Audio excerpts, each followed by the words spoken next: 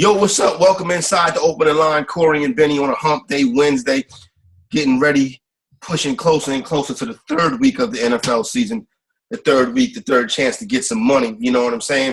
Mm-hmm. Benny, what's good with you? I didn't have no action last night. I'm not even betting baseball right now. I'm just taking Tuesday and Wednesday as rest days, research days, and then I just hop back in on Thursday, Friday, Saturday, Sunday. Yeah, I mean, I'll play a little baseball today because I got to write some articles. So when I'm writing articles, I'm going to play because I already did the research for it. I actually read Duke's article and played a little Champions League soccer yesterday. It was about the only action that I had. I put in a couple lineups for Champions League and some of the soccer. The soccer tournaments do not have big payouts. They don't have big pools either. So it's, you can't really make a ton of money playing soccer DFS. Yeah. But the thing I like about Duke's article now that we can, sports bet on it, you can get a lot of action on soccer sports bets because in other countries they're, hammering the Champions League right now with bets. There's no NFL. No, yeah, they don't care about football. This is their football actually. Mm-hmm. So you can get a lot of bets in there today. And I'll throw one out there for people. We're going to go back to what we were doing at the end of last year, Corey. Remember? You just bet on Cristiano Ronaldo and Lionel Messi to score goals anytime they play, although Messi's been hurt, so I wouldn't do that. But Cristiano Ronaldo plays today, and he's plus 235 to score, plus 475 for the first goal. It's not really a great matchup, but if there's a goal in this game that comes from his team, it's probably going to be Cristiano Ronaldo. So I would be willing to take the 235 to score on him. It's very, very rare that you're going to get more than 2-1 on Cristiano Ronaldo to score because basically the guy puts in a goal every game. What time does that matchup start? I want to say 3. Most of them start at 3 o'clock Eastern. But I don't know. Like there's one that starts at 12, but my guess is it's a 3 o'clock game today. All right, cool. I'm going to look into that. All right. I'm getting to some of the Kings Classic. That's the Canton League waivers in the bit. But the auction is the big one, Benny. You know what I'm saying? That's the one that we're still paying on. You know what I'm saying? So, come out first 2 weeks, third in points, 2-0. The 2 all-play weeks, very important weeks. You know what I'm saying? So you get out to that 2-0 start. And now in the NFFC, all the way up until week 13, you get 10 weeks of head-to-head matchups. These 10 weeks of head-to-head matchups, this is, it's really no easy outs in this league. You know what I'm saying? Right. Particularly when you're dealing with everybody is tough, but you got 2 NFFC Hall of Famers in this league, and our buddy Chris Vaccaro, who he was on an interesting text message thread with last night. I didn't know Tommy G got down like that. That was pretty funny, man. And then, of course, you got Billy Waz, who, if you put Billy Waz in a league and you ran the odds on it, Billy Waz would probably be no more than 2-1 to win the league. You know what I'm saying? He's one of the NFFC's all-time winning money leaders. Mm-hmm. And last night I said, okay, we get to – so the top 3 are me, Vaccaro, and Billy Waz. So I said, okay, well, we get into the head-to-head part of the schedule now. Let me see who I got. And I got Billy Waz right here to start, right? Both of us 2-0. He's first in points. I'm third in points. So I said to myself, okay, let me check and run through the matchups. So at quarterback, I have Dak Prescott. He has Pat Mahomes. Dak's laying 21.5. But again, to be laying 21.5, you need to score a bunch of touchdowns. So, exactly. I don't think that – I mean, listen, everybody else who's played against the Miami Dolphins has done well, and now they don't have Minka Fitzpatrick too. So, I mean, we could see some stuff in the air there. No doubt. So, that's, Mahomes could have an advantage, but Dak is no slouch. Tough matchup for him this week, though, Ravens. No doubt. Again, he's Patrick Mahomes, so I'm not going to be like, all right, he's still going to throw for 303, but he might not throw for 404 this week, so that's good. Now, the running backs, I have Marlon Mack and what I think is a good matchup plus Atlanta at home. It is. And Sony Michel, I have Sony Michel who's going up against the Jets, so 2 touchdowns could be par for the course. You know what I'm saying? Yeah, I would think Sony Michel at least gets 1 this week. It's pretty much the same kind of setup they had last week against Miami. His running backs are Alvin Kamara on the road and Le'Veon Bell on the road. Well, Alvin Kamara did not look good last week after Drew Brees went down. So, I mean, Alvin Kamara is a stud. So, you're not going to say he's not going to bounce back, but didn't have his best game. And then Le'Veon Bell, man, he's the entire Jets offense. He's getting all the touches, but this is a tough defense on the road against New England in a game where they're expected to get just absolutely pummeled. So I don't know how he'll have a lot of touches. I don't know how productive he'll be, though. Then you get to the wide receivers. This way it gets tricky. Right now in my lineup, I have Odell Beckham, Hollywood Brown, and Alshon Jeffrey. He has Amari Cooper. Amari Cooper can't do good unless Dak does good. Cooper Kupp and Tyrell Williams. Alshon Jeffrey is not practicing. We don't know what Alshon Jeffrey's status is, right? He's not playing this week. All right, so Alshon Jeffrey's going to have to come out the lineup. Yeah, he's not Tight ends, I have Travis Kelce. He has Tyler Eifert. That's a win for me. Mm-hmm. My flex this week, I'm going to Carlos Hyde, Benny.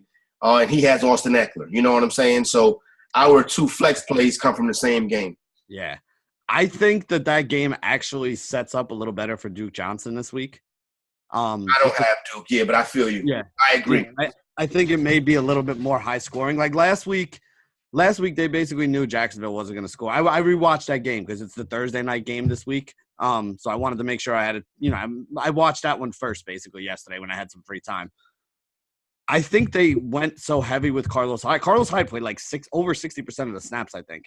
I think the reason they went so heavy on Carlos Hyde last week was because they kind of knew Jacksonville wasn't going to score, and they just kind of played the game like field position.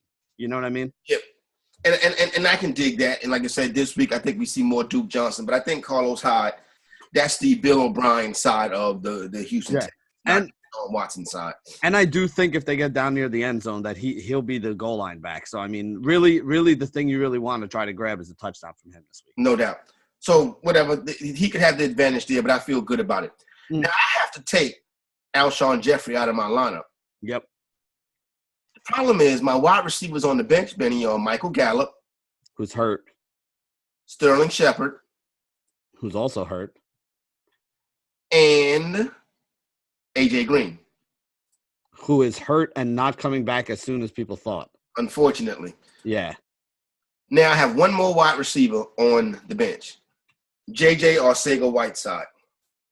So here's the good news for you. This is one of the best weeks to play J.J. because Deshaun Jackson and Alshon Jeffrey are both expected to be out, as is Dallas Goedert, which means that if all three of them are out, they can't go two tight end. They got to go with their 11 personnel. They got to go with Ertz and a running back and 3 wide, which puts J.J. Arcega-Whiteside on the field quite a bit in this game. So I said, okay, what's on the waiver wire? This is a league where I brought Hollywood Brown last week, Benny. Okay. So, you know me, Fab Money. If I could, I would take it to the strip club. You know what I'm saying? Yep. So what do you got out there? Because there's a decent number of guys out there. I'm assuming somebody owns Nelson Aguilar already. So I have $669 in Fab. I click on the waiver wire. I click on wide receiver, and the first name I see is Nelson Aguilar. I think he's going to have a humongous week. I have so much of him in DFS. Every lineup that I put together already in DFS, he's on it. He's like 40. He's real cheap on DraftKings. And like I said, from everything I'm reading, Alshon and Jackson are both going to be out. The tougher matchup on the outside is actually for guys like Mac Hollins and J.J. Arcega-Whiteside in that game. The softest one is the slot, which is where Nelson Aguilar is going to be. 669 left in the kitty, going up against the dude who's probably going to be there at the end. That a head-to-head victory against would mean a lot, not to mention the fact he also is looking at my lineup, and he also sees that I'm short wide receiver. That means he's also going to be bidding on Nelson Aguilar, if not to start him, to keep him away from me. Mm-hmm.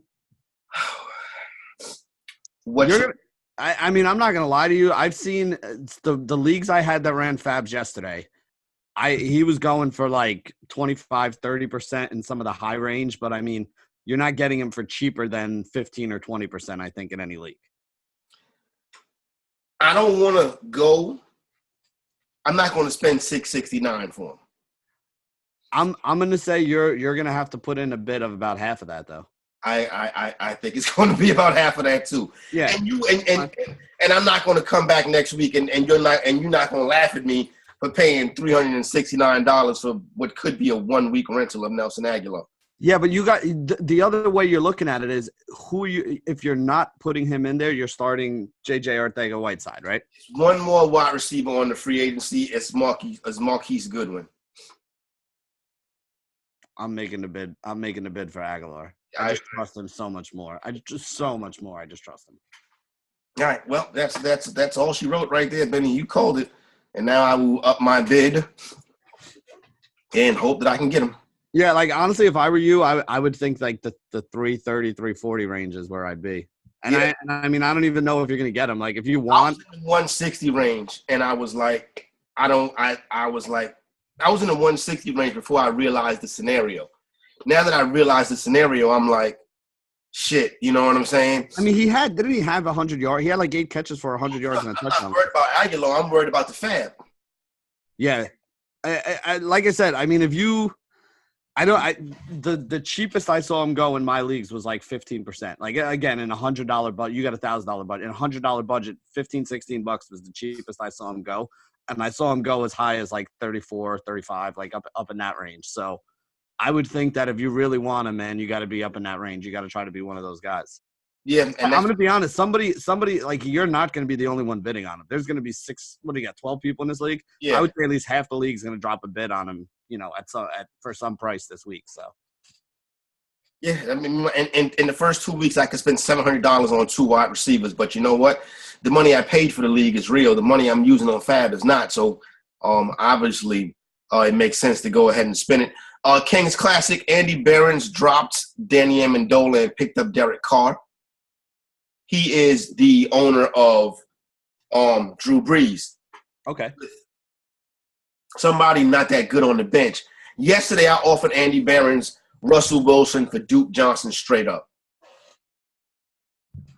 This is a team where I have Lamar Jackson. Okay. Well, you're the Lamar Jackson owner in this league. I'm the Lamar Jackson owner in most of the leagues I'm in, Benny. Yeah, but I mean, I don't think that's crazy. I think that's that's one that I would have honestly considered. Yeah. He didn't though. But I guess he said he'll pay for Derek Carr and not even trip off Russell Wilson. Our buddy Scott Atkins dropped C.J. Anderson and picked up Ty Johnson. It's a smart move. C.J. Anderson, I think, got cut or is about to get cut. He got cut. Yeah. Ty Johnson is the third down back. He was the guy that he was the name they were originally kicking around to take over for Theo Riddick. When Theo Riddick left, they said he may be the third down back. Again, I mean, last week he had a couple touches. He looked pretty good in those touches. If anything, it actually hurts Kerryon Johnson, to be honest with you. I mean, Kerryon's going to be the running back, but you were really hoping that he was going to see more targets, which is what was going to kind of make him go from like a solid back to a stud back. I still think that Ty Johnson is just like 25-30% carries and snaps just to kind of spell Kerryon Johnson. But I would be a little worried that Kerryon Johnson might not reach the targets that some people thought he would and the catches that some people thought he would to boost his fantasy score. Ty Johnson goes for $6. Atkins also dropped Kalen Ballage and added Greg Olsen for $15. Olsen has been very good to start the season. I write the tight end article every week, and I've missed on him twice. Like I haven't put him in there, and you're right. He's put up some very, very big numbers. I think part of my problem, and this is the other thing we got to talk about here, because Cam Newton didn't practice yesterday, Corey. Yep. And we've been talking about Cam not looking right. So that makes a lot of sense to me that he didn't practice yesterday, because he really hasn't looked right so far. Part of him not looking right has been part of the reason why the outside receivers, DJ Moore and Curtis Samuel, haven't really gone off here, because I don't know if Cam can throw the ball and get it out to them. What he can do, and what any quarterback can do that doesn't have a strong arm or has some arm problems right now, is throw the ball over the middle of the field, because those throws are a lot shorter than, trying to get it to the outside of the hash. And Greg Olsen looks, put it this way, nobody's ever doubted Greg Olsen's talent. It's always been whether or not he's healthy. Right now, he looks healthy. So he's honestly a top tight end in the league at the moment right now. He really is. Greg Olsen's getting it done. Remember, he was going for free in drafts. Matter of fact, we're looking at waiver wires in week 3, and he's still out there. Yep. Brad Evans dropped Jalen Rashad and added Nelson Aguilar for $16 out of 100. Yeah, like I said, 16, 15 is about the lowest I've seen him going for. Deshaun Jackson, I think they already said, is out 2 weeks. We don't know how long Alshon Jeffrey's out. I think they said he's not playing this week, but, he's basically week to week. So, I mean, this is the problem with paying too much for a Nelson Aguilar this week is he could go right back to that kind of bench role, secondary role. But the reason why I don't mind doing it, Corey, is actually Dallas Goedert. Yeah. Because, again, one of the reasons why he was off the field a little more or was going to be off the field a little more than people expected is that a lot of people were expecting them to go with a lot of 12 formation where you got the two tight ends, you got the one running back. But if Dallas Goedert's not there, I think Zach Ertz last week was the only other tight end on the roster. Zach Ertz being a guy who I hadn't been high on because I thought Goedert would start stealing at least a couple of those snaps and, a couple of those targets, which he kind of had. If Goddard's not playing, then Zach Ertz is back to being 100% snap share and the number one target now with all these wide receivers banged up. Zach Ertz hadn't been on the tight end article yet this year. You bet your ass he's going to be there this week. My man from Roto World, Pat Doherty, dropped Agumba Wale, added Frank Gore for $10. I dropped Devontae Parker, added Darwin Thompson. I am a Damian Williams owner. Yeah, I like I said, I think Thompson is – I paid up for him, Benny. But that's fine. I think because, again, you're going to get a guy who is in a great offense. He still needs some things to work out, but when you see that the two guys in front of him on that offense are both battling some injuries right now, again, don't know if either one of them is going to play or not. It's only Wednesday. We haven't even seen the Wednesday practice reports, which really don't even matter. Thursday, Friday are more important. If one of those two Chiefs running backs miss, he's definitely going to see the field at least a little bit. Brad Evans dropped Naheem Hines and added Demarcus Robinson. Yeah. I mean, if you could have had Demarcus Robinson in your league, you take him. And Naheem Hines is, basically an afterthought on that offense right now, which is – I would get Jordan. If I'm a Marlon Mack owner, I would pick up Jordan Wilkins. I would do that tonight and stash him in case of an injury. Mike Clay dropped Paris Campbell and added J.J. Arcega-Whiteside. $2 bid, much cheaper than what Nelson Aguilar went for the 16. Yeah, I mean, JJ is a 1 week, maybe 2 week replacement kind of guy, and he's not like Aguilar can put up 100 yards this week. We saw him do it last week, I think Whiteside is a 5 target kind of guy, 3 or 4 catches at best and 40 yards. If he gets in the end zone, that's gravy, but you can't really count on that. Finally, Mike Clay in this league, this is the Snake League. Mike Clay dropped dropped Adam Humphries and added Tony Pollard for $0. Yeah, I mean, Adam Humphries has been a $0. I mean, he basically has been. They're not using him. They gave him a lot of money in the offseason, but they're really not using him. It was so much better last year in the Tampa Bay offense, getting volume there. Again, the Titans are not a pass-heavy team. I have a little bit of Corey Davis love, and, that is not working out as much as I thought he was going to be their number one receiver, and, somebody had to get the passes. This is a team that would be perfectly happy if they didn't have to throw the ball more than 25 times a game, Corey. No doubt. Going over right quick to the auction league. Let me look at the what's it called?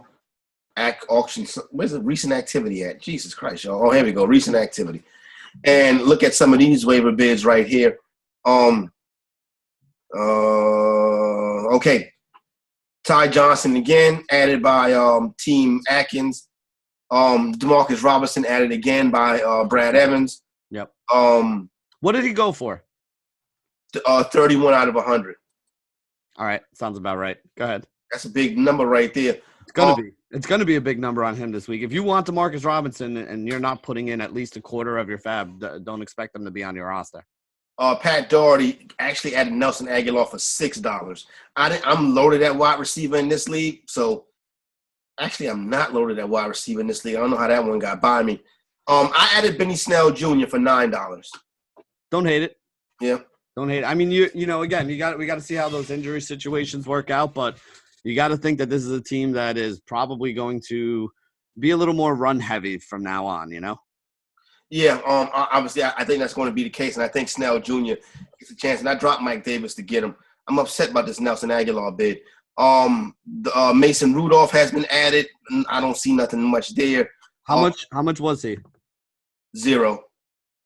You got him. They got him for free. Yep. Is this a one quarterback league? Yeah, it's 1 quarterback. All right. I was gonna say because I have 0 bids for any of these new quarterbacks in a one quarterback league because there's still guys out there on the waiver wire that I'd rather have. I'm interested to see where Mason Rudolph and Teddy Bridgewater go in like a 2 quarterback super flex league like the Scott Fish Bowl. I'm wondering if people are gonna blow their whole loads on them because I put in sizable bid for some of these quarterbacks. I'm not gonna say which ones because I don't want people in my league to go and kill me right now. No doubt. But at the same point in time, I'm a little nervous. Like, I don't need them, but I would like another one because I have my 3rd quarterback right now is Ryan Fitzpatrick, and I'm trying to upgrade there. And I think both of those guys would be an upgrade over Fitz. What's the latest on David Njoku, Benny? Again, I mean, it was Monday night is when he got hurt. Concussion on that hit. Did you see the hit? It was a nice hit. Yeah, I saw it. Yeah, he got basically flipped and landed on his head. I think it's still too early in the week to figure it out. Like, remember, we're doing this show early Wednesday morning, so we don't even have you guys may be listening to it later in the day Wednesday, but right now we don't even have the Wednesday practice report stuff in. Remember what I said, a lot of guys sit on Wednesday and still wind up playing on Sunday, so I don't even want to overreact to what I hear, about Wednesday practice reports. If you're practicing at least in a limited fashion on Thursday, limited fashion on Friday, there's a good chance you're going to play Sunday. If you're missing Thursday and Friday practices, you're still in concussion protocol, there's a good chance you might not be ready to play Sunday. So listen on Thursday and Friday. I'm sure we'll talk about this on Friday. If we hear that he didn't practice Thursday and Friday, that's when I'll start worrying about it. But as of now, if you don't have another tight end, I'd be looking for another tight end just to be careful. I have one, and I want to ask you about him, especially that you're doing the tight end write-up. What do you think about Tyler Eifert? I think Tyler Eifert is exactly what we saw last week and exactly what we've always thought about Tyler Eifert. He's very touchdown dependent. Yeah. But, again, with no A.J. Green, I'm still good with it. There's still targets in that offense to go around, and there's still red zone targets to go around because those are 2 things that A.J. Green used to take that, Yeah, and let's talk about the A.J. Green thing, too. I don't know if you saw this story this morning. Unfortunately, I did. Yeah, I have him on a couple teams where I'm, kind of stashing him on the bench, too. So when he got hurt at the beginning of preseason, it was a 6 to 8 week timetable. Yep. Which would have put him back this week. He basically said in an interview that, I don't know where the hell that 6 to 8 weeks came from, but, I'm not ready yet, and I'm not playing until I'm 100%. Yeah. How nervous are you about this? And, I mean, can we – do you have a target or can we even have a target for when he'll return at this point? No, I don't think you can. Let me tell you, you know this, Benny. You've been doing this fantasy sports thing for a long time. When it comes to injuries, the most optimistic person is the guy who owns them on his fantasy team. Exactly. Who's the second most optimistic person? The player. Yeah. And when the player says, I'm not ready, you better believe the player's not ready. And here's the other thing, too, that kind of plays into this. And, people are going to hate me for saying this, but he's either looking for an extension or he's going to be a free agent.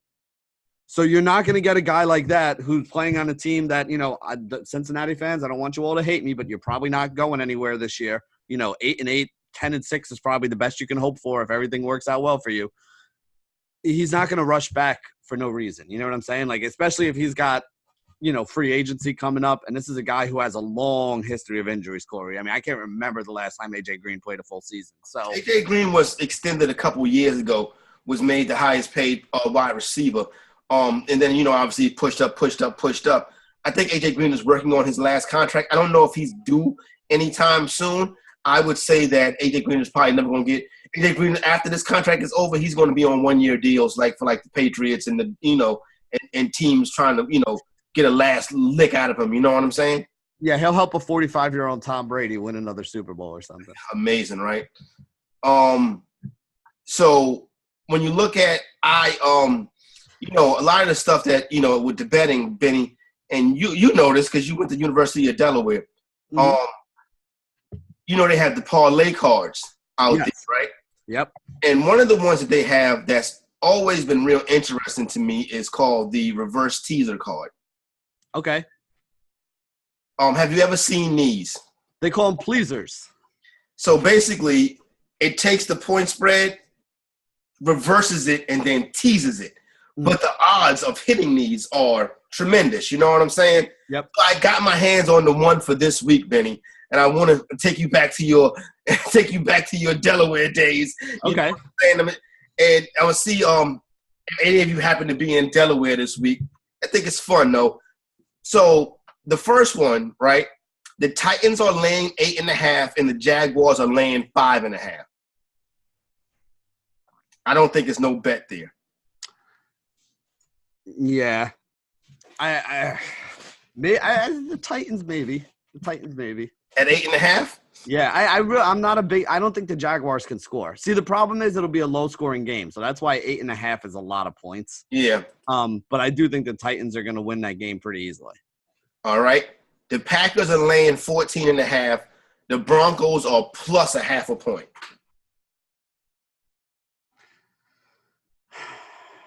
I would take the 0.5 point with the Broncos. That's what I was thinking about. I mean, I'm not taking the 14 with Green Bay, but yeah, 0.5 point with the Broncos is interesting. I mean, I do think Green Bay wins that game. Green Bay's home, right? That's at Green Bay. Home. The Broncos on the road, and like you said, this is a teaser card, so that one loss could blow it up. But that's one of the better ones you're probably going to find on this. The Eagles are laying 14.5. The Lions are plus 0.5 point. Lions. You like the Lions this week, huh? Again, when you're doing something like this, what you're really looking for is things that other people aren't factoring in yet. And I don't think people are factoring in how many injuries the Eagles how beat up the Eagles are. I agree. The Lions are interesting. I'm not betting this game nowhere this week. If I was I won't be going through Delaware this week. If I was going through Delaware this week, I would have put this on the Lions. Are the Chiefs laying 14.5? The Ravens are plus 0.5 point. I honestly can't see the Chiefs losing at home, so I would be more apt to take the Chiefs at 14.5. Yeah. And not that I think they're going to blow them out, Corey, but it just may be like, the Chiefs are up 10 late in the game, and then they get like a pick six, or, they get the ball and they wind up scoring again. You know what I'm saying? Like something like that could happen. So it wouldn't be one of the core ones I put on, but I would, if you're going to take this game, I would take the Chiefs before I took the 0.5 point on the Ravens, because I really don't see the Chiefs losing at home. The Bills laying 12.5. The Bengals laying 1.5. Bengals laying 1.5. I like. I would take that too. Mm-hmm. I think they win this game outright. It's still the Buffalo Bills. That's one of my favorite bets this week is the Bengals. The Colts laying 8.5. The Falcons laying 5.5. At Indy or at? This game is in Indianapolis. I mean, you're the one who always says you can't bet on the Atlanta Falcons on the road, and 2 weeks in a row would be crazy. So I think the Colts are pretty good. People are sleeping on. Listen, the reason everybody was picking the Colts to do so well this year is because this is the best team they had around Andrew Luck.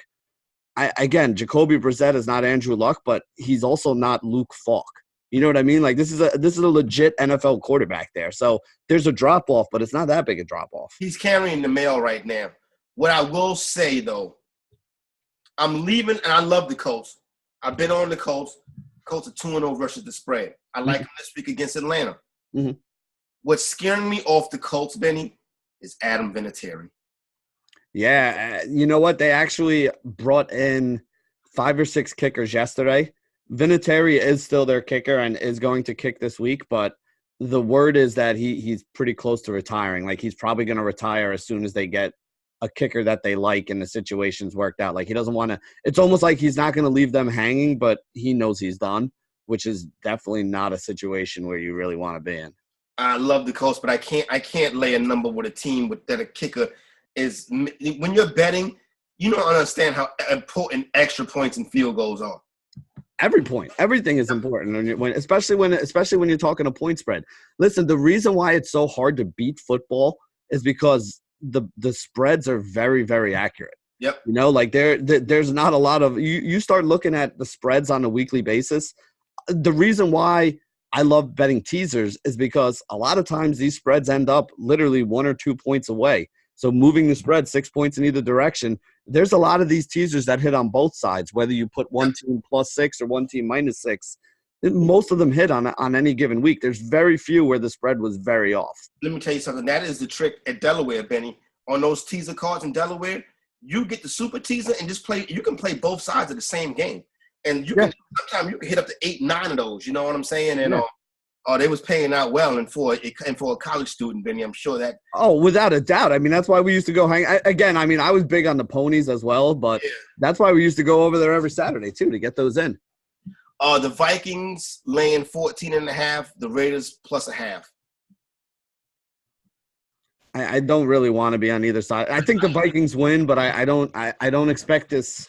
Listen, this newfound Vikings team is not going to be putting up massive point totals where they're like, throwing the ball all over the place. They're going to pound the run with Dalvin Cook in this game. I think this is a game where I want to be on the under. So I like Minnesota to win. I even like them to cover. I think, again, like I said, they're one of my favorite teams in the teasers this week, putting them down to 2. But I don't want to take 14 points. I don't know if they win by over 14 points. I agree. The Patriots and the Jets, the Patriots are laying 30.5. Take it. Yeah, I would take it. Listen, the Jets have the lowest projected team total in NFL history this week, Corey. What is it? 10. I probably would play the under. 10 or 10.5, whatever it is. It might be 10.5. After that debacle at 19 last week, I should have put everything on that, Benny. I should have put the tuition on that. The Cowboys laying 28.5. The Dolphins have lost 2 games by an average score of 46. So, so there's definitely some value in it. And they just lost their best defensive player. The Buccaneers are laying 14.5. The Giants are catching a half a point. I'll take the Giants. Oh my God, Daniel Jones. I'll take the Giants for half a point, without a doubt. I would seriously consider that. The Seahawks laying 10.5. The Saints laying 3.5. Seahawks laying teams out. Seahawks laying 10.5. Never. Yep. Seahawks teams out. The Saints laying 3.5. The Texans laying 3.5. Who is it? Texans 3.5. Who do the Texans play this week? The Chargers laying 10.5. I'd rather be on the Texans side of that. But yeah. I don't think I'd put it in, but I'd rather be on the Texans side. It's probably no bet. 49ers laying 14.5. The Steelers laying a half a point. I would take the Steelers. I would play the Steelers with the backup quarterback. I think I'm undervaluing the 49ers, Benny. I think I might lose a lot of money fucking around and betting against the 49ers. Well, like I said, I'm a big fan of the 49ers. I think that front seven is better than people realize. That defense has looked really good this year. I mean, you got Richard Sherman back there too. Like, that's a legitimate defense that they have there. The other thing I think people are underutilizing with the San Francisco 49ers, for fantasy, I don't like this offense. There are too many pieces, and they all kind of get spread out.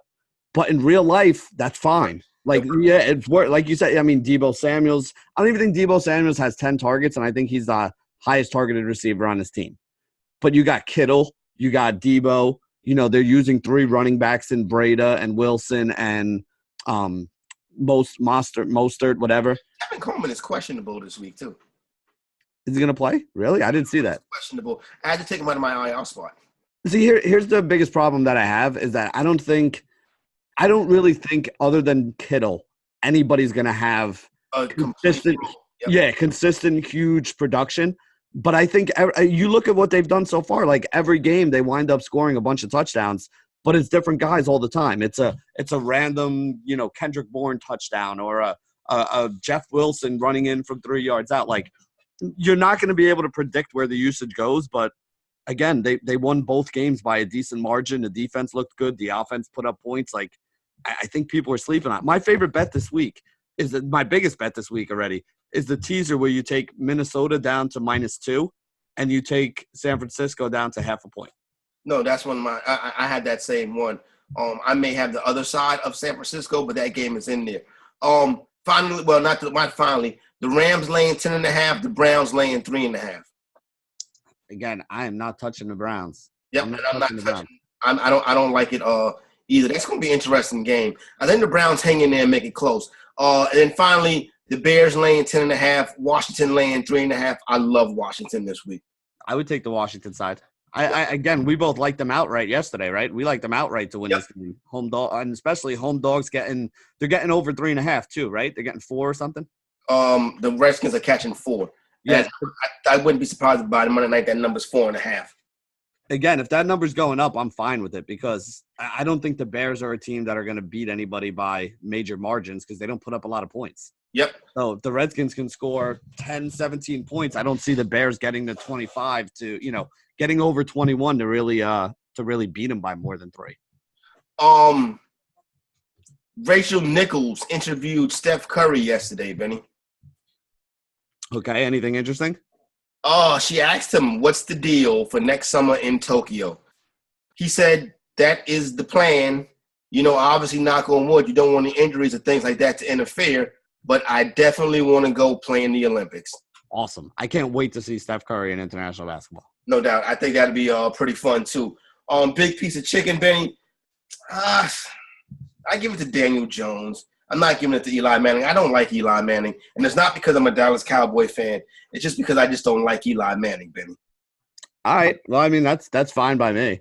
I don't really have a big piece of chicken. Like I said, I watched a little bit of Champions League yesterday. I'm not giving a big piece of chicken to a European soccer player that didn't really do anything all that great.